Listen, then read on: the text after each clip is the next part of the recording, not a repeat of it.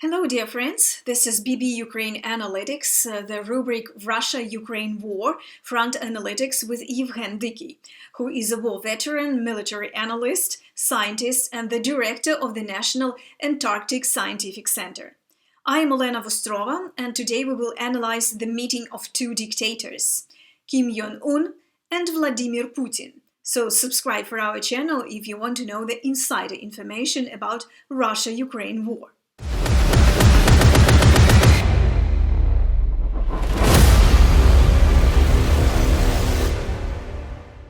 An armored train with the Northern Korean leader arrived in Russia on the eve of the summit with Putin, which is devoted to the supply of the weapons. The North Korean leader brought top military officials with him. They will discuss the supply of weapons for the occupying Russian forces and food supply as well. But the main topic is the supply of Chinese or Russian Soviet weapons. There's supposed to be a new wave of mobilization in Russia, as our General Staff of the Armed Forces reported, so the Russians have a huge problem with the banal, automatic weapons, uniforms, ammunition, etc. Last year, the Chinese helped dress and shoe the mobilized. This year, the situation has changed and they don't want to show off. That's why the puppets from the North Korea are used. But what will come out of this? In my opinion, the most significant event of this week is the meeting in Vladivostok between Russian dictator Vladimir Putin and Korean dictator Comrade Kim Jong Un. This meeting reveals everything. Let's start with the meeting place. The great dictator, who until recently considered himself the head of superpower state, has to fly across the vast territory of Russia to Vladivostok, because Comrade Un does not have time to visit him in Moscow. Comrade Un is known to use only an armored train. He does not fly. So it would take several days to get to Moscow, and Comrade Un is too busy to go to Comrade Pu for a few days. Thus, it immediately became clear who needs this meeting more. The main subject of this meeting is not even a secret. Comrade Pu asks Comrade Un to give him weapons and ammunition. This situation reveals a lot of things. First of all, it definitely demonstrates where the Putin regime has led the Russian Federation to. What technological and industrial level this country, that claims to be the reincarnation of the Soviet Union, currently has. I never liked the Soviet Union, even though I was born and grew up in it. I am glad that I was able to take part in the collapse of this evil empire. This evil empire was absolutely terrible and anti-human. But the fact is the fact. It fully provided itself with the weapons, military equipment, and also generously distributed them to its satellites. To imagine in the 1980s a situation where the General Secretary of the Central Committee of the Communist Party of the Soviet Union asks the General Secretary of the Workers' Party of Korea for weapons would sound like a sort of stupid joke. And now in Vladivostok we see exactly this situation. It demonstrates that Putin's Russia is not a reincarnation of the USSR, but rather an evil parody of the USSR and the result of about 30 years of degradation. Even what the Soviet Union managed to achieve at its time. This sort of Soviet Union performed by Neanderthals. In addition, from the point of view of the operational situation in this war, the meeting with Un is very revealing because it breaks one of the very important narratives of the Russian propaganda. I would like to emphasize this, since the narrative is perceived very well in the West. It is shared by many people even here in Ukraine. Moreover, to be honest, a year ago I thought this way myself. So here is the narrative. In case of a long war of attrition, Russia is always doomed to victory, simply because it is big and has a lot of resources.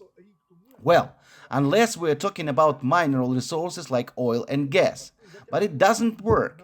It turns out that the industrial technological resource and directly the military technical resource of Russia turned out to be insufficient, even for 1.5 years of this war.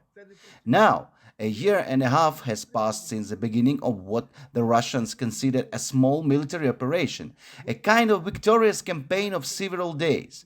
And now, in a year and a half, after the beginning of this victorious little campaign, Russia is forced to ask for weapons and ammunition from North Korea. This means that in the supposedly bottomless stockpile of Russian weapons and equipment, the bottom is no longer just visible, but it is already transparent. This overlaps with many other signals. The meeting with Un was just the icing on the cake, which finally removed all possible questions. But in fact, many other signs have already indicated this. The analysis of the satellite data on the condition of Russian tank storage warehouses beyond the Urals shows that more than 40% of vehicles from these warehouses have already disappeared somewhere. That means that during a year and a half of the war, not only all those tanks that at the beginning were in the ranks of the Russian army, that so-called Second Army of the world, were utilized, but also all that were in service, plus 40% of all reserves. This is one figure. Then we see something else. We see how the only light S-300 complex was recently removed from the Kuril Islands and most likely sent to the defense of Moscow.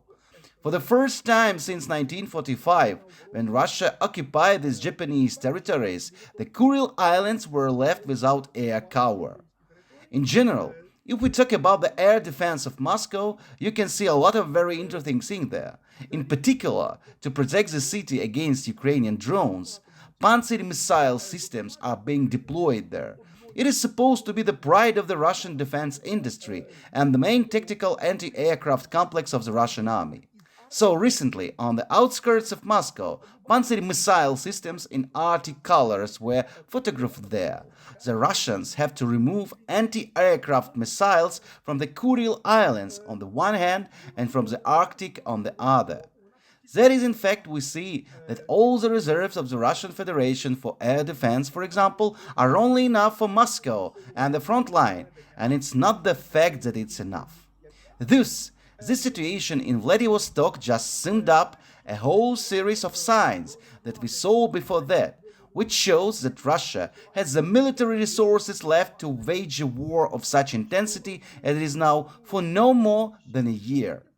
By the way, in this sense, it is worth analyzing the latest reports in the Western media with a reference, well, as always an anonymous reference, to an official that Russia plans to increase the production of shells to 2 million per year in the next few years. Apparently, it sounds scary, but first of all, in case of Russia, I would definitely not risk to plan something for several years ahead.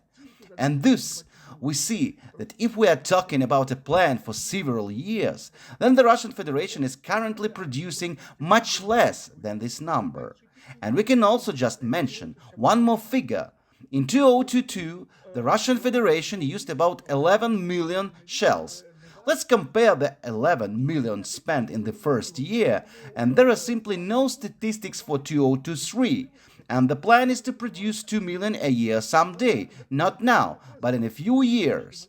In this situation, it is also very clear why Comrade Poo grabs every opportunity, especially Comrade Un's opportunities. But let's finish this with a technical analysis. So, what danger, what threat does the possible supply from North Korea carry?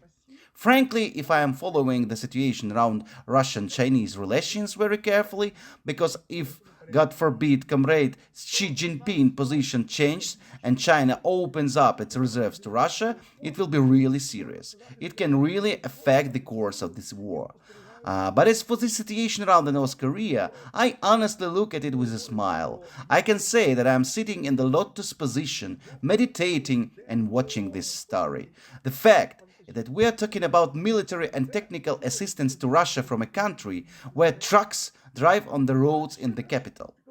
This is an excellent indicator of North Korea's technological level, and the situation in 2022 was even better indicator of exactly those products that Russia is now asking for. So, in 2022, North Korea decided to play its escalation, to raise the level of the conflict, and during the day fired shells at a deserted island belonging to South Korea. During one day of these entertainments, 2,400 shells were fired. Of these 2,400 shells, 400 reached the island and about 80 of them exploded. This is a statistic that perfectly shows how the war will be affected even if Comrade Un gives Comrade Pu a million shells. Even a million shells in reality will mean somewhere between 3,000–4,000 shells that exploded. And it is not even one day of this war in Ukraine, it is several hours of this war. And I'd give a lot to see with what trembling hands the Russian cannoneers will load Korean shells into their cannons.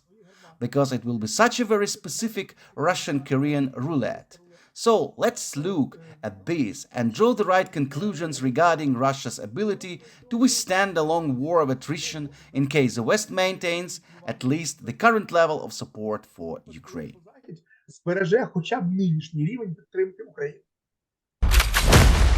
The main danger is that China, under the guise of Comrade Kim Jong Un, can start supplying something really high-tech. But to prevent this scenario, the United States activated the topic of ATACMS again, solutions for which are already on Biden's table. And everything will depend on whether China decides to raise the stakes, or its help will be limited to equipping the next horde of the Russian mobilized. That's all for today. Please write your comments right under this video, give us your like, and subscribe for our channel, the channel of top news, analytics and insights from Ukraine, about Ukraine and about Russia-Ukraine war.